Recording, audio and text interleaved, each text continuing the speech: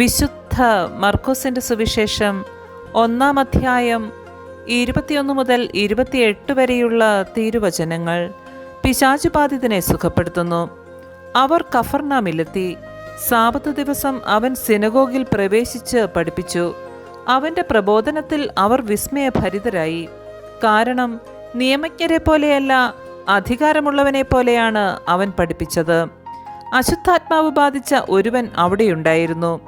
അവൻ അലറി, നസ്രയനായ യേശുവേ, നീ എന്തിന് ഞങ്ങളുടെ കാര്യത്തിൽ ഇടപെടുന്നു? ഞങ്ങളെ നശിപ്പിക്കാനാണോ നീ വന്നിരിക്കുന്നത്?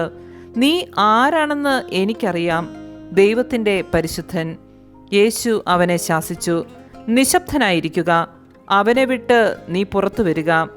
അശുദ്ധാത്മാവ് അവനെ തള്ളി വീഴ്ത്തിയിട്ട് ഉച്ചസ്വരത്തിൽ അലറിക്കൊണ്ട് പുറത്തു വന്നു.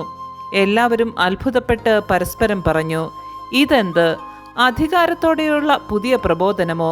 അശുദ്ധാത്മാക്കളോട് പോലും അവൻ ആജ്ഞാപിക്കുന്നു, അവ അനുസരിക്കുകയും ചെയ്യുന്നു. അവൻ്റെ പ്രശസ്തി ഗലീലിയുടെ സമീപ പ്രദേശങ്ങളിലെല്ലാം പെട്ടെന്ന് വ്യാപിച്ചു. നമ്മുടെ കർത്താവായ മിശിഹായ്ക്ക് സ്തുതി.